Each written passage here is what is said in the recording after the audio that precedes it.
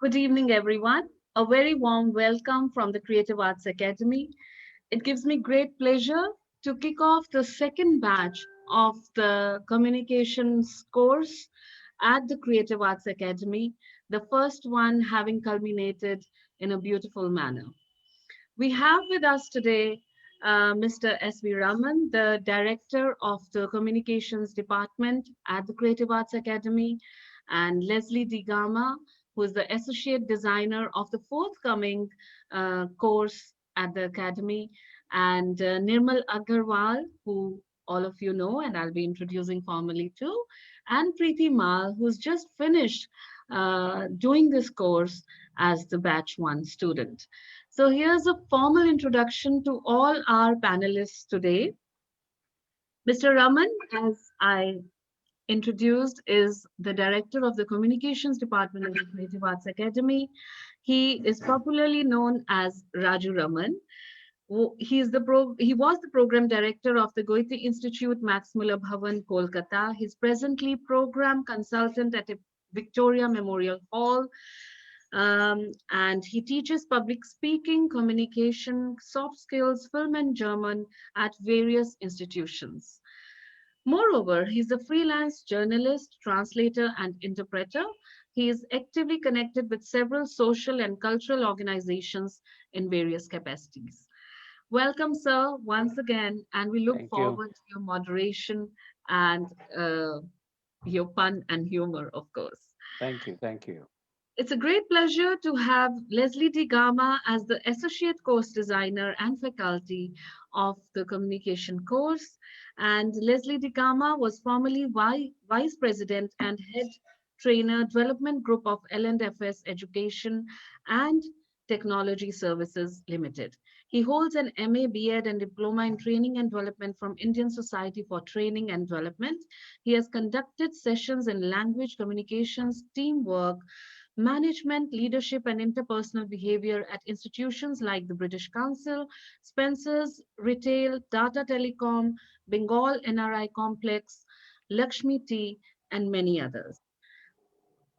And also at Jadavpur University Management College. Earlier, he taught English and mathematics at St. Xavier's Collegiate School, Kolkata, for 2 decades.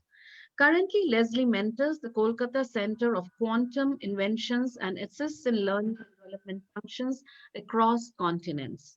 He is also deeply engaged in training teachers in online education.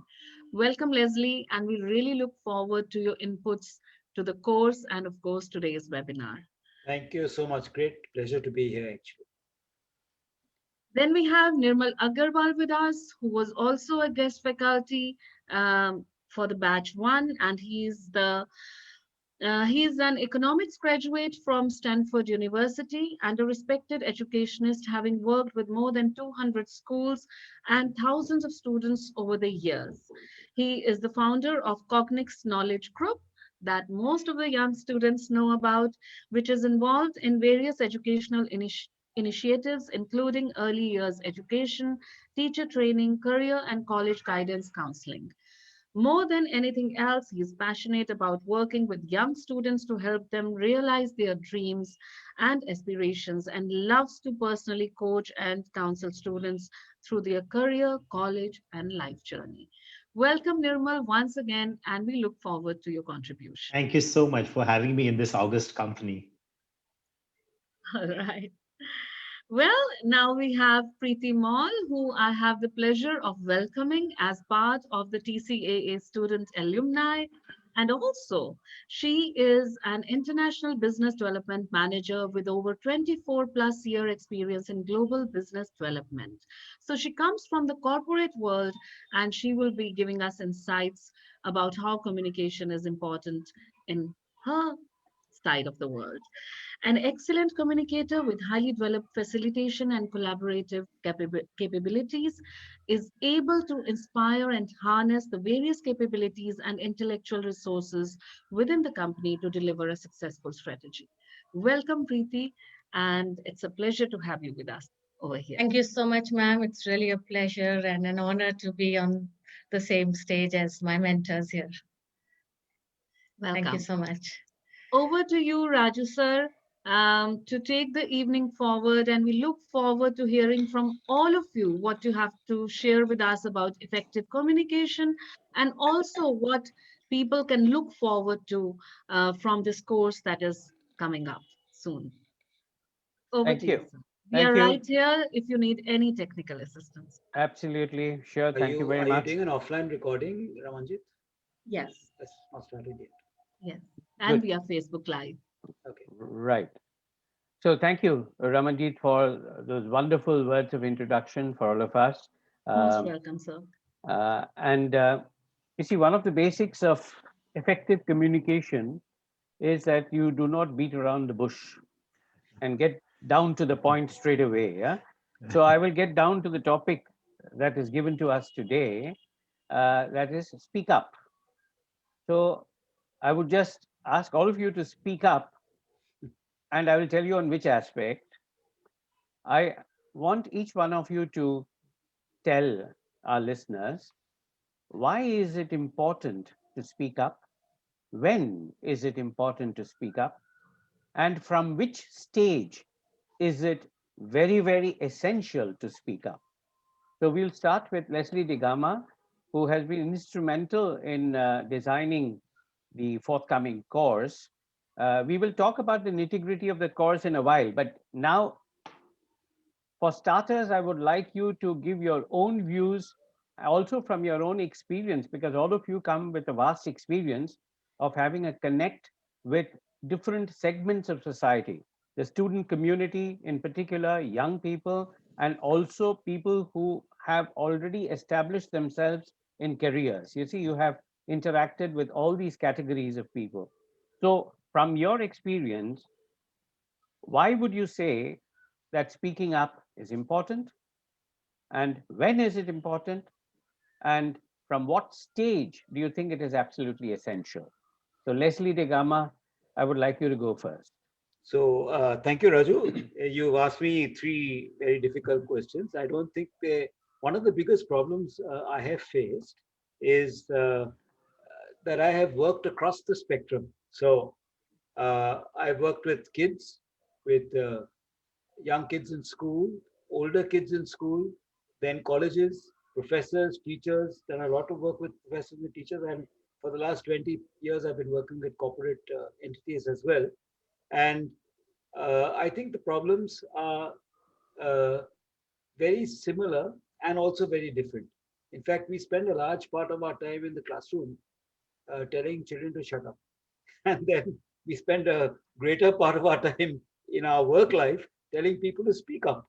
And that's really uh, the problem that we face as mentors, as teachers, as facilitators, and even as managers in organizations, that your uh, people who join the organization are really tongue tied at points in time when they really need to speak. You find a number of kids who are trying to get into colleges. I think Nirmal will bear me out, who have to be trained to go for those college interviews, who have to be trained to say things the way they like to be heard. And one of the reasons is that most of us, because we learned speaking and listening and behaving at our grandmother's knee, most of us imagine that we speak very well. We communicate perfectly, except that suddenly when you go to a place that really matters, so this answers your when you go to a place that really matters, where you need to be able to speak coherently, clearly, lucidly, and with conviction, you fail. And there are very simple secrets to any skill. It can be learned. If a skill can be learned, anyone can learn it. And that is something that grandmother doesn't teach you. You end up copying what your parents and grandparents and siblings and friends around you do. And that's the kind of language you learn. That's the kind of language you use till you are put into a new situation, and then you can't speak up. So the purpose of designing this program was actually to look at where you are, what are the gaps, where is the area, where are the areas where you can actually improve, where are the areas that you must improve, and finally, how do you improve? So I hope that kind of answers this. I'll be back to give you more information as we go along, but let somebody else Right. take it. Leslie, thank you very much for that. You have made a very valid point about the grandmother's knee. But the grandmother's knee is probably kind of getting to be more and more of an extinct species nowadays, with these younger generation kids glued onto their gadgets all the time. The grandmother's knee is probably replaced by Google Auntie. Yeah. So there is a change in the situation that we are facing nowadays because of the situation that we have today and all the facilities that are at our fingertips. Okay, let's hear what Nirmal has to say about this Right. particular question. I totally agree with what Leslie was just saying. And, we teach our kids to keep quiet or not to talk so much, and then we ask them to speak up. And what he just said about gadgets is so true. We've been telling all our kids that stay away, lay off devices, and look at what has happened in the last 1 year. You're back to the gadgets, you're back to the devices. Education is online, everything is online. So things change and we have to adapt. So there will come a time in everyone's life. And take a look at a young kid, a 2-year-old infant or 1-year-old infant. If that kid will not cry out for food, maybe the mom will be oblivious to the fact that the kid is hungry. If that kid will not cry out with pain, maybe you'll not even know that the kid is in pain or is hurt. So you have to speak up no matter what your needs are. It could be a 1-year-old infant, it could be a 12-year-old child in the classroom to put across a viewpoint to answer a question. It could be in the corporate setting, as Leslie was pointing out. You want to be noticed, you have to speak up, you have to communicate, you have to put your point across. They say in Hindi na मांगे बिना तो खुदा भी नहीं मिलता है. So you have to ask for things, you have to speak out. So Leslie's covered everything pretty well. I just wanted to bring in that aspect that no matter how old you are or what situation you're in, no matter what it is that you need, you have to learn to communicate or to talk to be able to. And when I say speak up, I'm sure, Leslie, you have this in mind when you're designing that course. It doesn't just have to be a verbal communication. I mean, you can communicate with non-verbally as well. So speaking up does not mean I'm going to shout at the top of my voice to be heard. I could be heard with my silence as well. Sometimes it's that important. So speaking up is just a matter of communicating your thoughts, and you need to do it no matter who you are or at what stage you are in. I hope that sort of brings another perspective to it. Yes, it certainly does bring another perspective to it, Nirmal, and you're very right that you can also speak up with silence. And one of the uh, examples that we face or we get a taste of this right from our childhood is when your mother stops speaking to you and makes a point. My wife does that. My Yeah. wife does that all the time to me now. Right. Your wife does that. And of course, talking of that, there is this common joke nowadays going that when I was young, when in school, the teachers did not allow me to speak. And since marriage, you know who does all the speaking. So when do I get a chance to speak? Except at such webinars, okay? Now, Yeah. Preeti is nodding her head very vehemently, and there is a right point to get across to Preeti and have her views on this. I think it is important to speak up. Sometimes, we just do not know how to articulate what we really want to say. We feel that, we just have to say something for the sake of saying it. And we get into a very reactive mode rather than being creative. So we just listening to answer back, and we're not, trying to comprehend things in our head. So what this course has really taught me is, to listen more effectively. I think it's all about, when you want to speak up, you have to first listen to what the other person is saying and understand that facet, and then, articulate your thoughts and put it across. A lot of times you want to, I think everybody wants to be very positive. I mean, they want to be seen as, making a positive influence, but we do not know when to speak. So what this course has taught me is, when to speak and to listen. So I think this has really helped me. And in terms of, who calls the shots at homes, we all know, who has the final word given the circumstances all of us go through. So yeah. Yeah, I was waiting for that to come up because it was a loose ball that we Yes, played. it was a loose ball indeed. Right. No, apart from, this course having taught you effectively how to listen and so on, I would like to hear from you a little more about the corporate world. In the corporate world, also there is a prevalent culture, just as as children in the family also, there's a prevalent culture. In school, there's a prevalent culture that you're not supposed to argue. You're Right. in school, the main problem is with our education system, and hopefully that is changing for the better very soon, that you are not encouraged to ask questions. Okay. And at home, you're told, when adults are speaking, keep quiet, don't speak up, right? Now in the corporate world too, there must be a kind of prevalent culture where everybody has to say. It reminds me of this old serial called Yes Minister. Say, you always say yes sir, yes sir, yes ma'am, yes ma'am, yeah. And that is most of the conversation that happens at a conference or at a meeting, right? Now, deviating from that, do you think that your experience recently has made you act or react in a different manner in such situations? I feel yes, because when I was doing those the sessions with Leslie sir, in terms of to focus on what is being said rather than on the person. Sometimes what happens is that we focus so much on the person that we have our biases, and then because we feel that the person is just going to downright make us quiet, we don't want to speak up. But if we understand the behavior and the context behind it, it helps us to put our things across in a better way.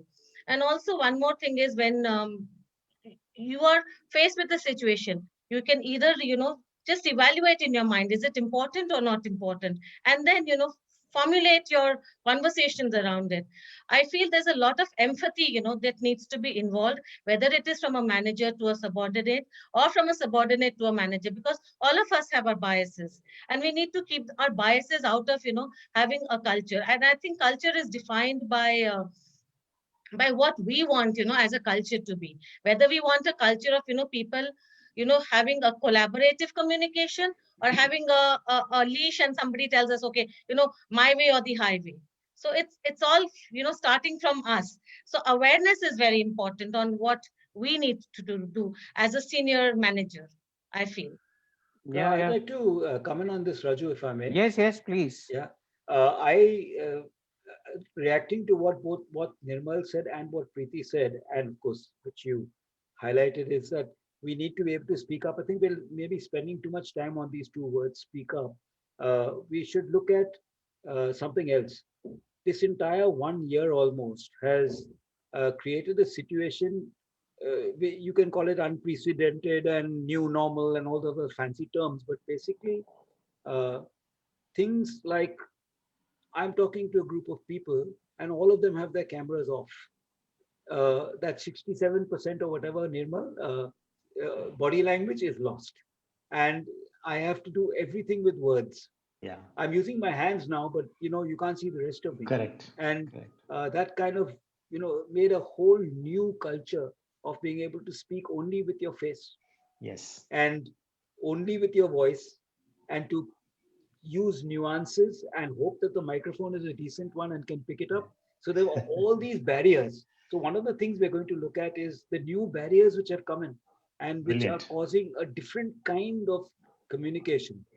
And what Preeti said about the hierarchy system and learning to deal with the boss subordinate, today in most modern organizations, they don't use the term boss and subordinate anymore. They call everybody a colleague. People are called by their first names. Uh, People are treated as team, part of the team. You might have a team lead, but you don't go and say good morning, sir, to him anymore. So one of the problems for us, I feel, as because of our culture, we need to have that person above, and it becomes very difficult to treat them as a person on the side. And I think this is something we need to address. Yeah. How do you treat your immediate boss as someone who works with you, not whom you work for? And this kind of thinking is also part of the communication process. The communication is not just the output, but also the Mhm. input, the understanding, the, the thinking through, and then the responses. So as Preeti said, we in this course we talk about proactivity rather than reactivity. We talk about response rather than reaction, and there are methods of doing this in a very systematic way that everybody can practice. Nirmal, would you like to comment on your experience with, sending kids abroad and? I was just Yeah. going to ask Sorry, this sorry, question. sorry, That was Raju. precisely the question I was going to address to Took over Nirmal. moderator for a Right. minute. But before that, Leslie, you're very right that we have had to train ourselves also during the course of the last year to find different ways and means of effectively communicating where the camera is off or where you do not see the body language or the reaction of the people. Because earlier, people used to say when you are addressing a crowd, or even if you are addressing a classroom, it used to be a very kind of sticky situation if you saw somebody wearing dark glasses. You see, in a class, I would immediately ask the person to remove the dark glasses because you cannot see the person's eyes. And this eye contact is very, very important. Now, all this kind of situation has changed now because most of the time, leave aside the dark glasses, we don't even see the people. So, Leslie, you were very right about that. That, there are new methods evolving of how we need to address people given these barriers and how to overcome these barriers. These are also very much part and parcel of the course, and it's very necessary to understand how to remove these barriers also. Now, coming to that question which Leslie sort of preempted, which I was going to ask you in any case, that you have been sending students abroad. Now, what is the kind of communication difficulty that these kind of students face? Do they undergo any special training before they go abroad, or do you only encourage those students to go abroad who are very well versed with all this? Okay, it's a great question, and it's sort of a segue on what I was thinking when Preeti and Leslie were speaking about culture and all that. I think a large part of communication is actually cultural. Even the fact that Leslie had mentioned that we tell our kids not to speak, to keep quiet, बड़े बात कर रहे हैं, आप चुप रहो, बीच में मत बोलो. That is such a big and part and parcel of our Indian culture. It's not there in, say, the Western world. It's not there in Europe or the US. It's not considered rude if you come into a room full of adults and you start taking part in a conversation there. In India, yes, many parents would say, no, bade baat kar rahe hain. But over there, they're taught to be curious. They are told, you come join us, discuss, ask questions, and we are there to answer. So we sort of build that curiosity very early on in our lives with our children. But coming back, so it's communication is very cultural, and therefore that creates a barrier sometimes. And when these kids are going out, there are certain nuances. I'm not even talking about the language. I'm not talking about the accent. You're going to find that everywhere in the world. But other nuances, and how do you address people? How do you talk to your professors and faculty members? So Leslie, when you were teaching, you would be Leslie sir or just sir, or Mr. Degama, etc. So that respect, I mean, we say that is respect, and we use those words for our teachers and professors. In the US, when I was there and when our kids are now going there, most of the professors love to be called by their first name. You don't even have to say Mr. So-and-so or Professor so-and-so. You just say, hi, Preeti, hi, Raju, hi, Nirmal, I love what you're teaching, etc. So it's a very one-to-one, very personal, very first name basis thing, which is sort of a weird thing, a weird situation for our kids who've not been brought up like that, but there is no special training for that. Also, I know my daughter had this problem when she was there, when she first went into Notre Dame in the US. She's like, I don't know when I should speak up. I don't know when I should say something. What would they think about me if I'm to say something in my accent in a classroom, right? Would they understand what I'm trying to say? What I'm saying, is that good? Is that correct? So these doubts start surfacing in your mind because of an alien culture that you're from. So I would say, I mean, for all my kids, I do mention that observe, watch, look around you, see what people are doing. How do they address their professors? Is it by first name? Is it by a Mr. or a professor? How are they talking amongst themselves? So maybe first 2-3 weeks, maybe a month, you're observing a lot more than participating. You're responding a lot more than reacting, as you guys just mentioned. And then you will slowly get into the flow of things. You will understand, and it will ingrain inside you. We are very quick learners. Language is second skin to us. We will know how to communicate very fast. We just have to be able to observe and implement what we see. So I don't think it's a big issue, but most people, kids at that 17 to 20 years old, I think they adapt really well. So it's not been a major issue with most of them. Okay, very good. That's nice to know that they can adapt themselves very, very easily. I want to get back to Preeti here. Preeti, you're dealing with international business, right? So nowadays, a lot of it happens online, right, and through direct communication. So, Absolutely. so have you undergone a phase of transition from where you had to change your kind of methods or attitudes while dealing with international clients or colleagues in some way, and whether in that process you felt the need for communication skills being honed up a little bit more? So I feel like this circumstance that we are all put through has been common to all. So, the communication always starts with it's getting into the other person's shoes and to understand how they are feeling.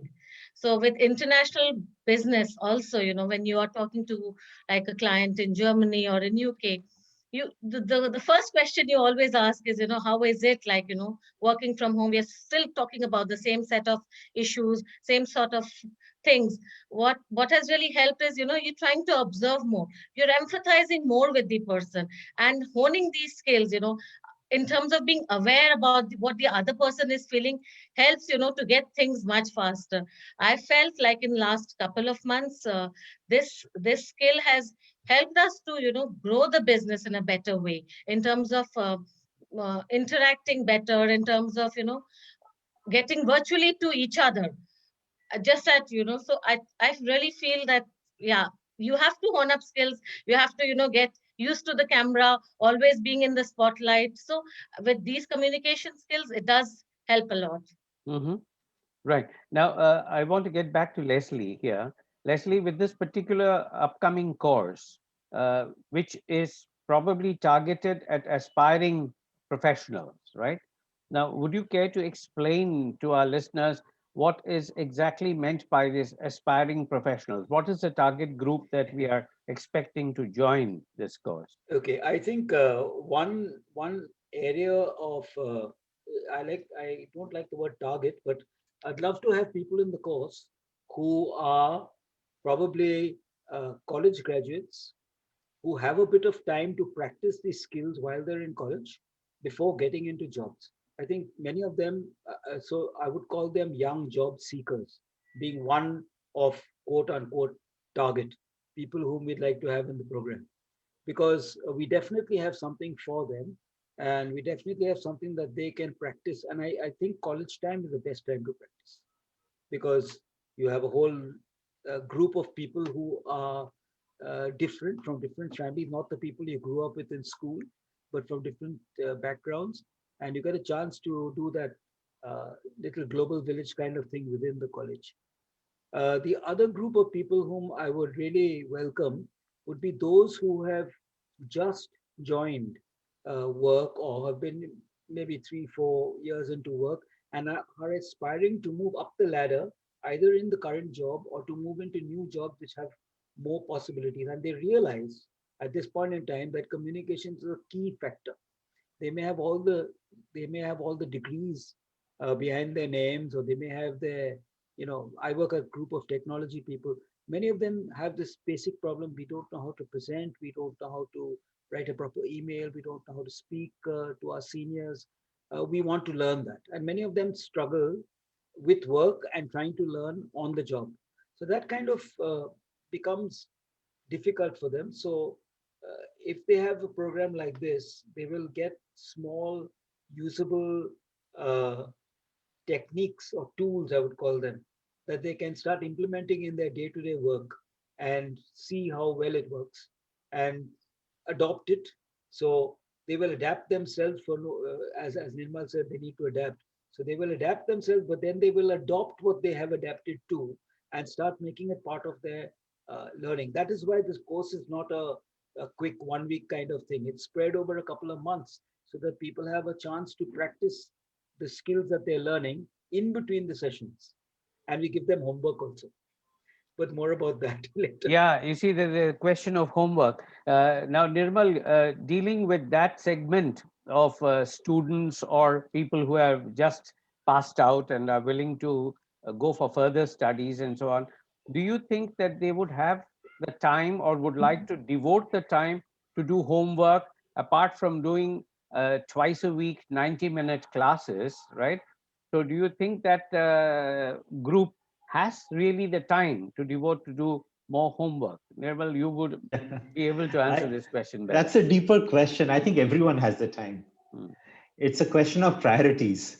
Would they make it their priority to do it? We all have 24 hours. Some of us do a lot more because we prioritize the right things rather than spending time doing Netflix and chill. Maybe we're being more productive doing other things. So I totally believe it's important if you do join a course to give it your best, to give it all. I mean, you're joining with a purpose, with an intent. You're not joining there to just pass your time. You love Leslie's face. You want to see him on the screen every twice a week, that may be true, but that will not get you in terms of any productivity. So if you do join the course, you can make the time. And I do believe all of us can prioritize different things. It's just a matter of prioritizing what we believe is going to help us more. So yes, Raju sir, to answer your questions, they definitely will be able to devote the time.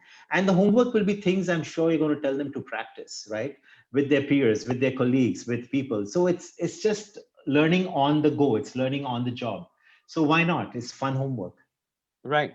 So, Nirmal, do you specifically have any area to suggest which could be incorporated in such a course, apart from the usual things that are being offered over here? Something you feel perhaps would value add to the course uh, Right. if it is given to this category of people? Hmm. You see, we are Interesting. talking about Yeah. effective communication, managing communication, active listening, Right. group discussions, etc., etc. Right. So, Right. you see, understanding non-verbal communication. Mm-hmm. But Mm-hmm. apart from all this, do you feel there is some element, perhaps, that we are overlooking, which might a value add to the course and come in very handy for those who are participants?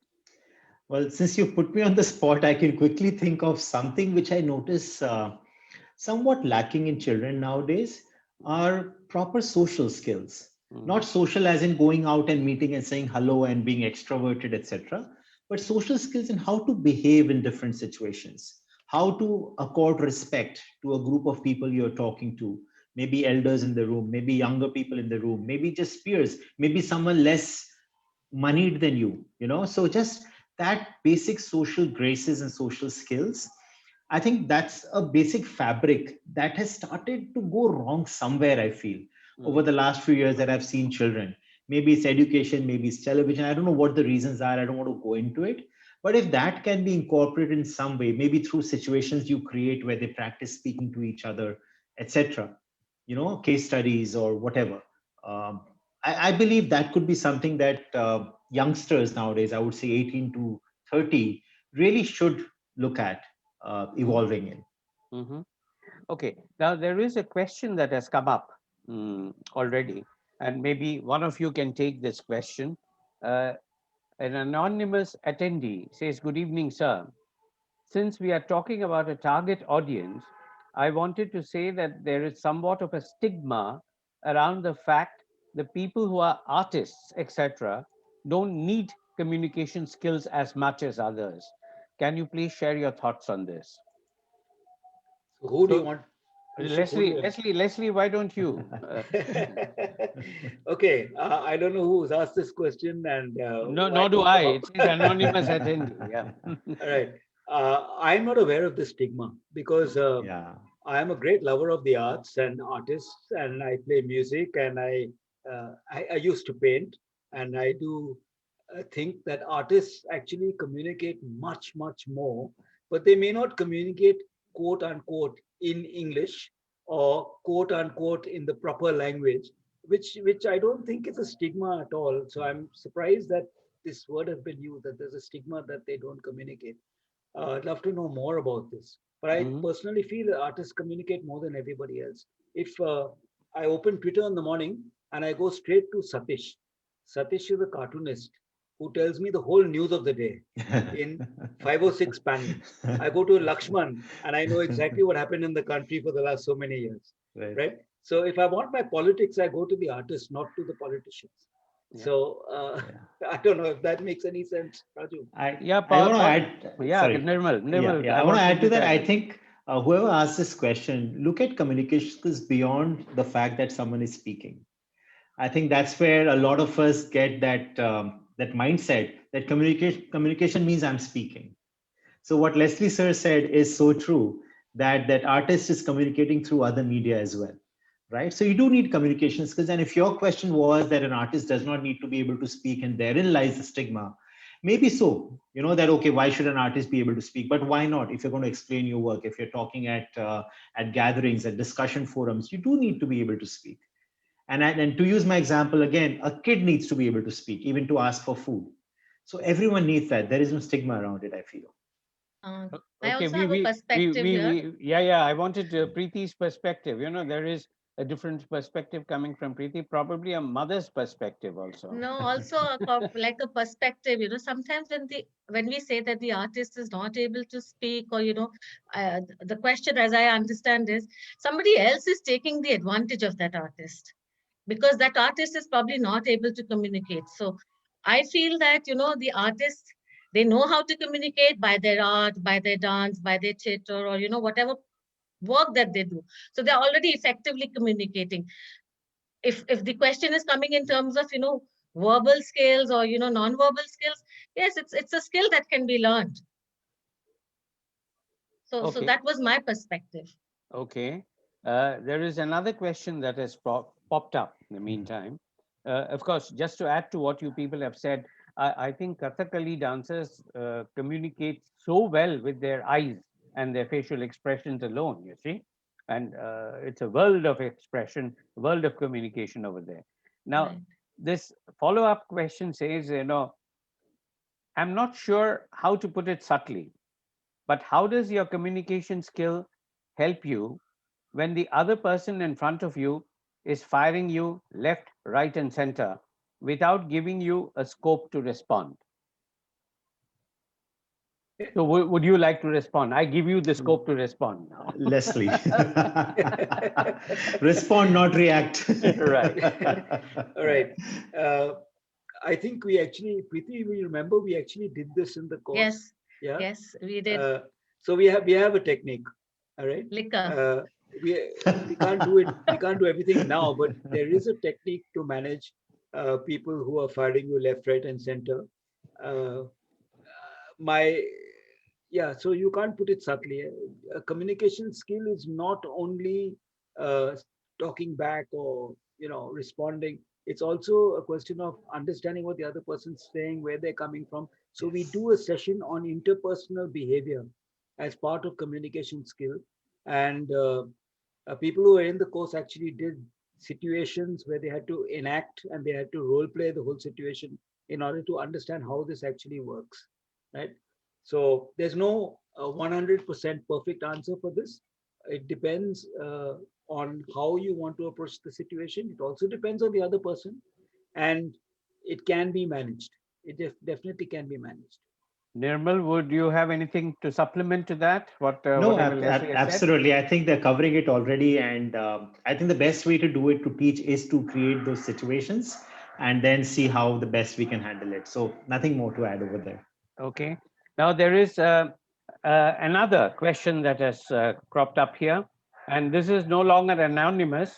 This comes from the mall household, probably. It's Giriraj Mall, That's who my says, husband. "Oh, that's your husband." Yes. So says, "Good evening.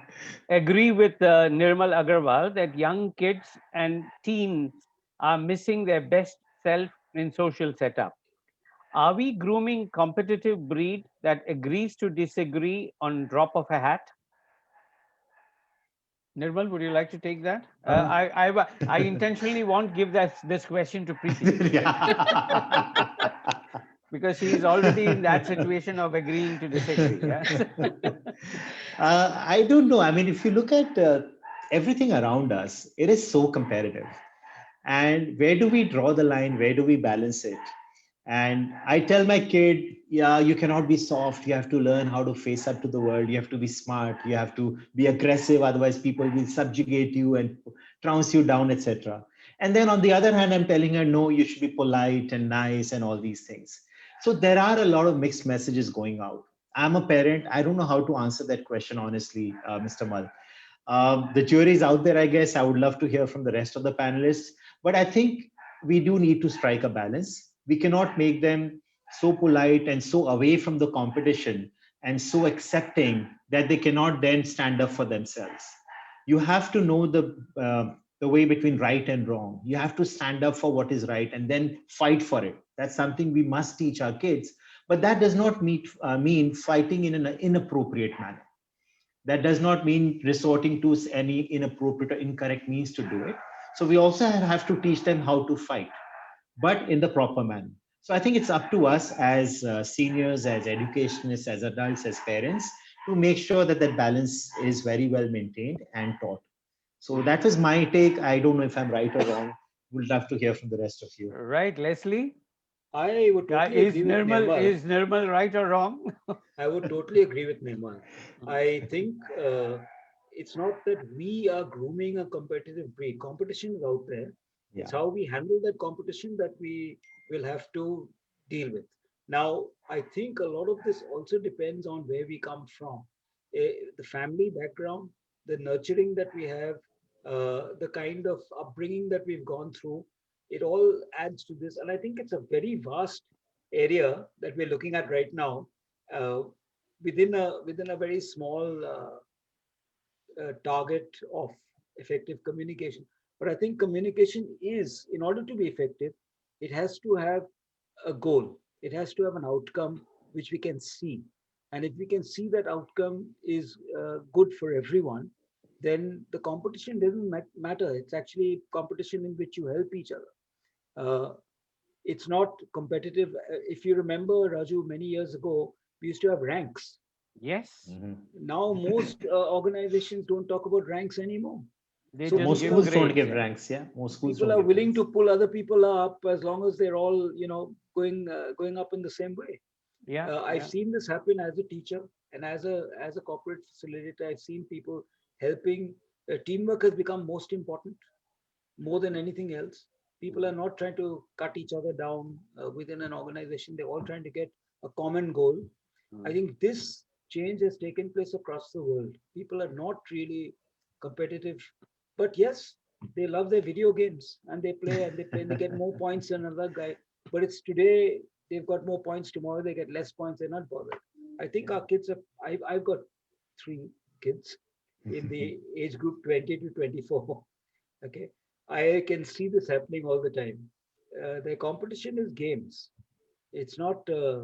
It's not cutthroat.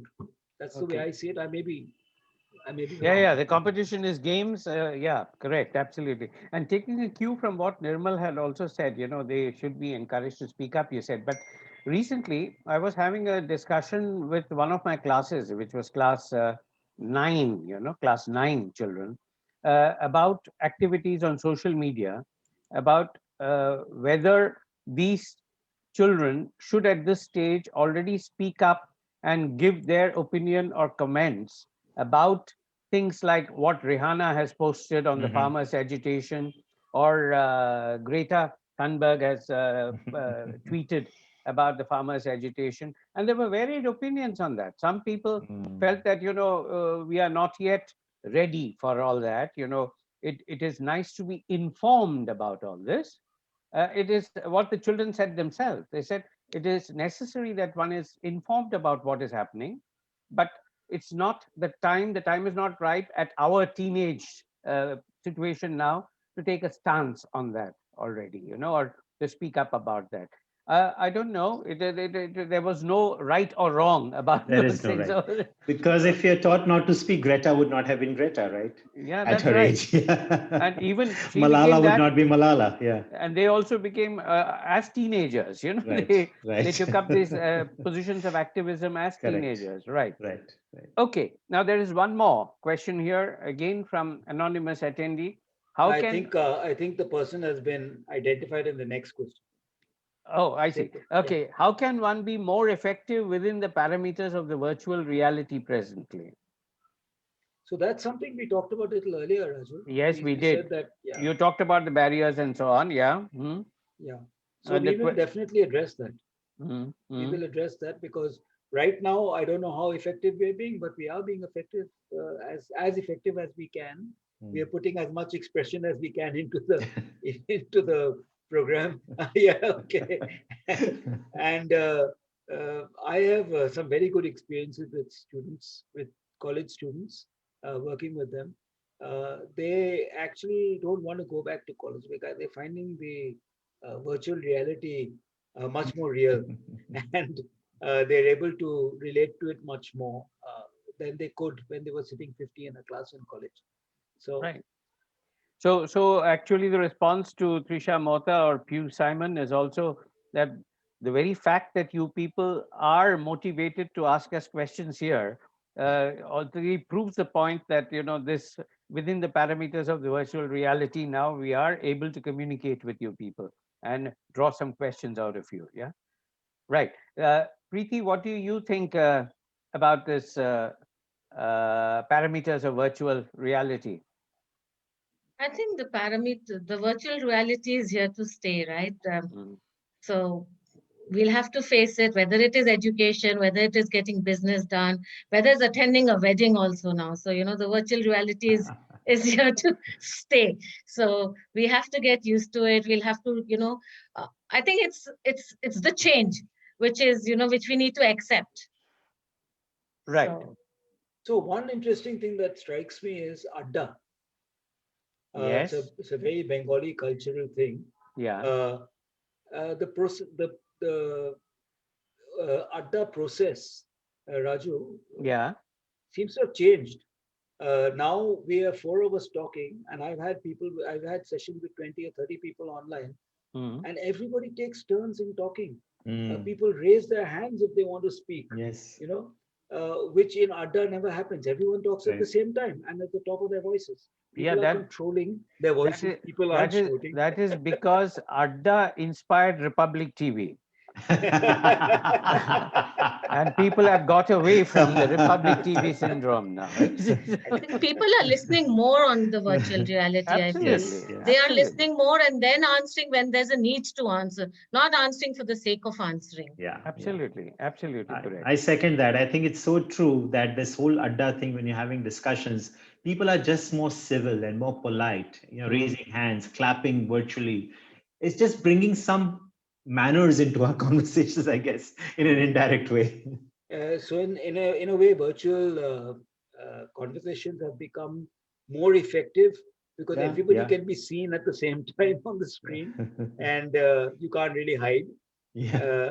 So I think it has become a lot more effective, and people are making an effort to make it more effective. That's what I feel. Yeah. I hope that answers the question, which was Yeah, from yeah. Pew Simon. Okay. That's right, from Pew Simon. Yeah, absolutely. Now, getting back to the course a little bit, Leslie. Yeah, it is designed as a 2-month course, right?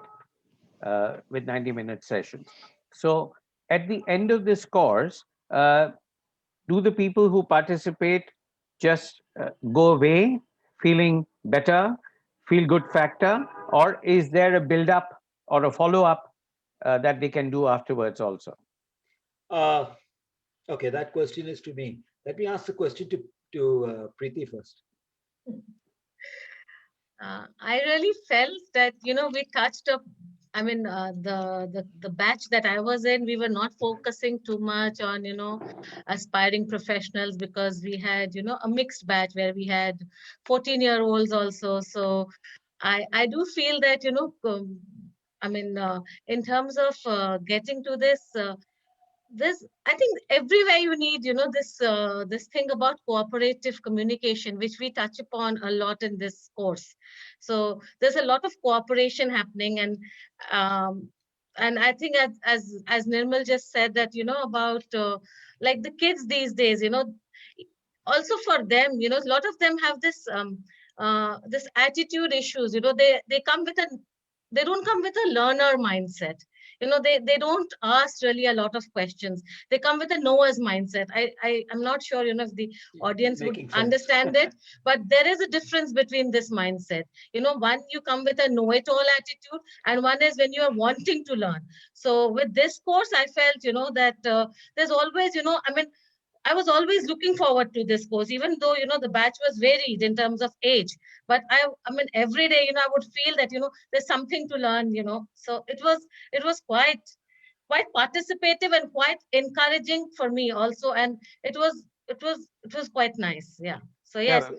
you see, Raju, that was reflected with the kind of alarming regularity with which you attended the classes also. Yes. I mean, I was always looking forward to the course, because every day I was going back with something, and I have like, jotted down some things, and especially because I was not able to take feedback easily. For me, getting a feedback, whether it was positive, more so in the negative context, because, we always focus on the negative more than the positive. So in terms of getting the feedback, I mean, the way Leslie sir taught us that quadrant, important, and so I mean, I put this across now whenever I get a feedback, and I'm able to take that feedback very easily now. Right. So Okay. yeah, so Right. thank you so Thank you. much, sir. Thank Mr. you. Giriraj Mal will be excited to hear that. Yeah, I'm not sure about that, because things at home are, always different, and with a Yeah. 22-year-old, who's never been around for last 10 years, it is difficult. Yeah. I love the way that to communicate with Mr. Giriraj Mal, she has to go through these virtual medium now. Oh yes. Okay, No, I'm sorry, glad. Leslie, you wanted to say something when Yes, I'm somebody was glad chatting. that Yeah. Preeti said exactly that, because I think my intention in the design of the course, Raju, as you know, we worked on it together. The intention is to create some tools, to create some, as she said, a grid, uh, a four-quadrant grid. No, you can think in terms of tools, checklists, steps, which people can take back and actually practice. Because I don't think anyone can say after attending 24 hours of a program that they become amazing communicators. I Mm. think the important thing is the 24 hours spread over 2 months, and all the time in between where they are actively practicing the Yeah. things that they have been uh, given as a kind of a tool to practice with. Right. If that can be kept in mind, and if people actually actively practice things like that, people Mm. came to the course, as Preeti will remember, people came to the course with actual problems from the office or from Mm. the home or from Yes. the school. I mean, there were 14-year-olds in our course, which made it a little difficult to talk about corporate level. Yeah. But this course is going to be 18 plus. We're hoping that we'll look only at the young job seekers and beyond. So Mhm. it will actually be interactive in terms of the corporate life or the work life that they're going to experience. Yeah, that And was also then the it intention. becomes Mm. and then it becomes a goal. Then it becomes something that's useful and they can put into practice immediately, as Preeti has mentioned just now. They can Mhm. put these things directly into practice wherever they are. Maybe Mhm. when they're younger, they'll be taking notes and filling up notebooks like they do in school and college. But when they're going into offices and they're going looking for jobs, and we have a session on how to handle personal interviews, for example. I think Nirmal, probably you'll be taking those sessions. I'm not sure, but Yeah, we'll work on it. we'll But work on it. Yeah. uh, but I think that then becomes an absolutely useful tool which they can then put into practice immediately wherever they go. Mhm. So I'm again coming back to this one word.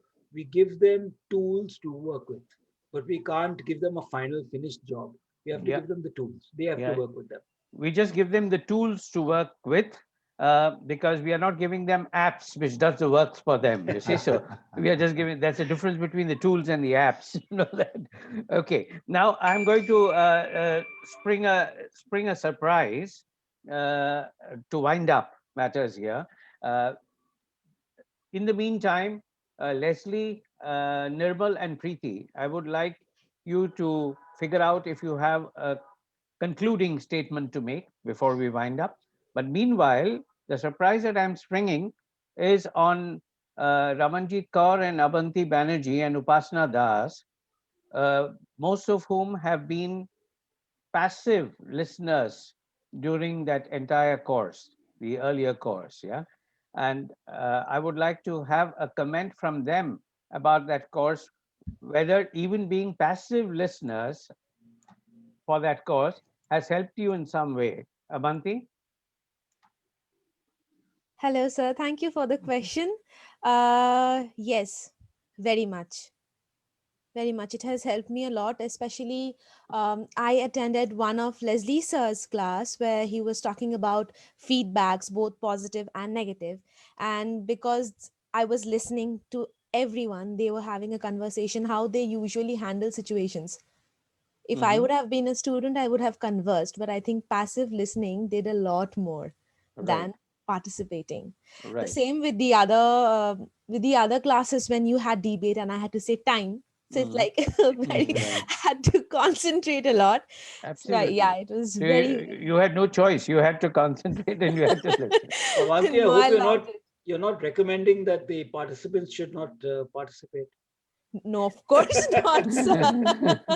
Of course not. Of Okay. course not. Yeah. Maybe Upasana didn't attend as many sessions as Avanti did. Did you, Upasana? No, sir. I attended a few sessions. Abanti attended more than me, but More than me. yeah, it was very enjoyable. And you also learn a lot from the mentor and their body language and their, making space for people to communicate. So I believe like those are some of the qualities which I look for in a mentor, which makes a good mentor and you know gives us the space to like talk Mhm. wherever we want to, like make us feel as if our opinions are valued. So which again prepares us for more confidence in outside the space of the class. Mhm. So that is what I found very interesting, and of course I love it when people are humorous, make jokes, like lighten the atmosphere and just make space for fun. So that is something that you always do, which I will always appreciate. So yeah, it's a very fun class, and everyone, I've seen people have fun. It's something I will definitely recommend to people. Yeah. So Yeah. Raju, I must comment out here that despite all the humor we have, we've not been able to light up Upasana. Yeah, yeah. Because you see, for that we have to do much more Upasana. Oh, I'm right here. Okay, But right. she's a mystery girl. She Good, needs more good. Now, invitation. Ramanjit, before coming to you, one concluding remark from Leslie, Nirmal, and Preeti, and then we will come to you. I'll tell you what I would like you to do also. So my concluding remark is really any kind of program that you can get into, similar to this or even different, which allows you to uh, respond to other people, which allows you to interact with other people, adds value to your personality. And I personally learned a lot from every course I've ever conducted. Yeah. I've learned from my participants, and I hope the participants learn from me. I do make it an effort to make an effort to create little templates for people to take back with them, and which they can actually use in their day-to-day interactions. Uh, I would definitely put some of the things, the value adds that people have. We do have a session, Nirmal. We do have a session on social graces and skills, Okay, uh, which great. will be because that's really important. We do have a session on the global village because I work with 4 countries and I know what kind of problems we have communicating across those countries. So we do have sessions on how to deal with these things. Uh, and these are things that I think will be more than just what is communication, how do you communicate, what are the barriers. There's a whole list that everybody does. I think Right. we will attempt to get the participants to respond and tell us what they want. Yeah. And that's the way it's going to progress. Thank you. Raju? Thank you, Leslie. Nirmal? Yeah, thanks, Leslie. I think that's great that you'll go beyond the set template for a communications course because everyone does that. You know, these are the technical jargon, etc. Just from my side, I truly believe, and this I've seen in my own life over the years, that the ability to communicate effectively, the art of effective communication is probably the most important life skill you can have. no matter what the situation, what your role is. So please make an effort. I was a very hesitant speaker till I was in my mid 30s, to be honest. So I'm giving away my age. But, I decided one day, no, I have to be better. I don't have to be nervous when I get up in front of people. And I started giving myself opportunities to stand up and speak. And I made a mess a few times. I was nervous. I would hem and haw and use fillers and all that. And then slowly over time, I got confident and I was able to then start communicating just seamlessly. You tell me to stand and talk, I'll talk on anything except when I'm in front of my wife. But I'll always be talking. So give yourself the opportunities, whether it's through classes and workshops, it's through friends, it's through taking opportunities to speak up in a public forum. Just take that up and you will see the difference in your life. So I'm definitely all for it. Please go for it. Okay, Preeti? Since I was part of the first course, for me, this experience was very encouraging, and I was always, talking. And in this course, I realized I was listening a lot. So what I learned, and I think I started practicing also, was effective listening. Don't say just for the sake of saying it. And this is what, and about the feedback session, which I think I really use it. And in the corporate world, it is not very easy to get feedback. And sometimes, I think Leslie sir touched upon this feedback. So for the course, I feel that, we should all, like, whosoever is, as Nirmal sir puts it, this is a life skill. So it is going to help us in whichever sphere that we get into, effectively communicating. So yes, all we should all go for it. Yes. Yeah, and there is one more kind of question from the anonymous attendee, but I'm not taking it up because to get answers to that, you have to join the course. Because fact, that I is think- asking too many questions over there. I think there are All like the 4 or answers. 5 questions there, Raju, and I think That's the answer right. to them, the answer to all of them is a very, if I had to give you one word, is yes. Yes. Good. Now we come to Ramanjeet Kaur. You see, the reason I sprang this surprise with Avanti and Upasana was also intentional because you are doing these courses in theater and you know very well that apart from the people who are on the stage, all those who are working backstage are equally important and their contribution is equally valuable to make the production as successful as it is, you see.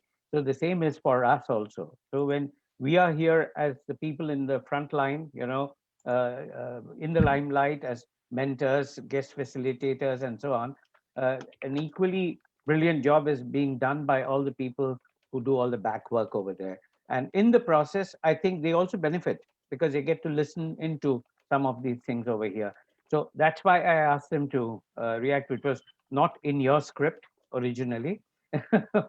But let's conclude with your remarks, Ramanjeet, and wind up today's proceedings. I thank all of the panelists here for being as frank as they are meant to be and they are known to be. So thank you very much for your candid and frank views about all the aspects that were discussed here at this webinar today.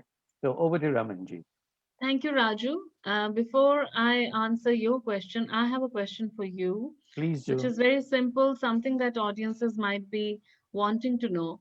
The first batch has culminated wonderfully, and I've personally attended those sessions, and I've seen the growth in the students in these 3 months.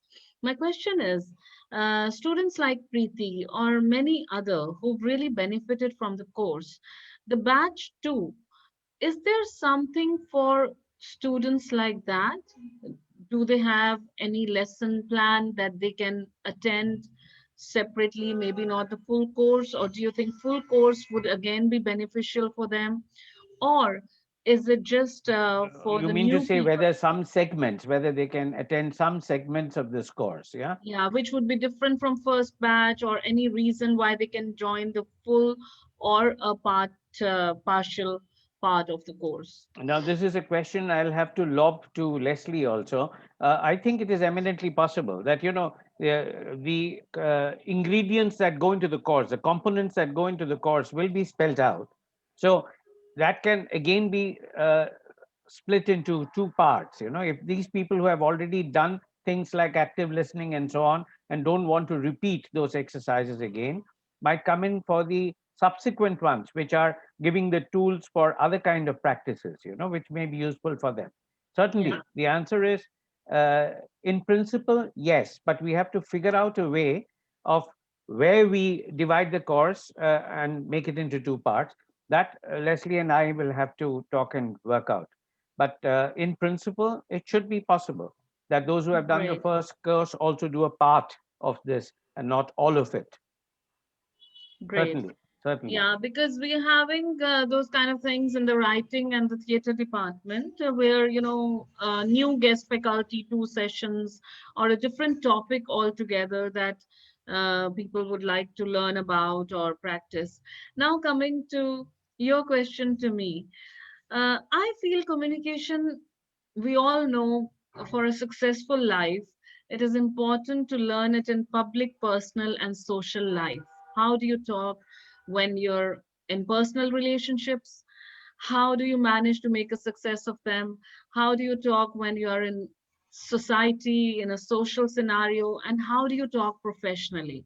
Even though this is for aspiring professionals and most of the topics are targeted towards that, but I also feel that they would be benefiting in all these 3 areas of life. And because good communication becomes the basis of happiness. And for me, happiness is success. You were talking about the people who are not on stage.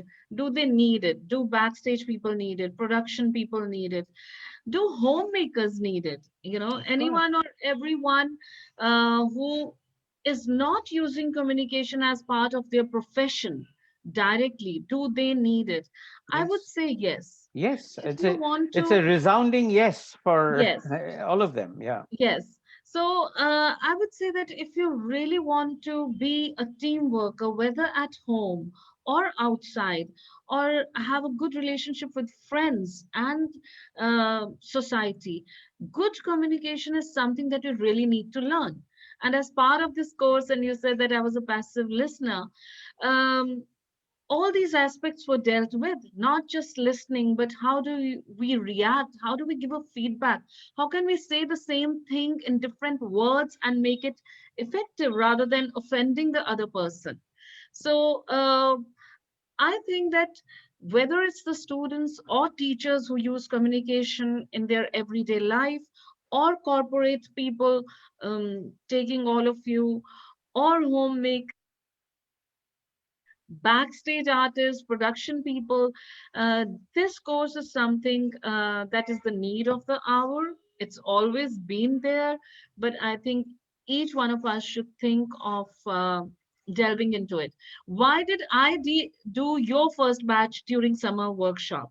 I'm talking every day and I've been a trained theater artist. So why did I enroll as a student in the first batch? I would come to that because I feel that even though I'm doing a webinar every day and I'm also a performing artist, I need practice. I need someone else to put in new thoughts in my mind. So if I don't charge myself and don't learn something new every day, how am I chiseling or polishing my skill as a person, as a negotiator, as a team leader, as a team worker? True. So Absolutely true. that's how I Absolutely look at true. it. Yeah, and you did mention about the growth in some of the participants, which you noticed at the end of the course. But Huge, tremendous. during the entire pandemic year, the only growth I could see in myself was my hair, because I was afraid to go to the barbers during the pandemic. Or your waistline, maybe the waistline as well. Waistline. That reduced.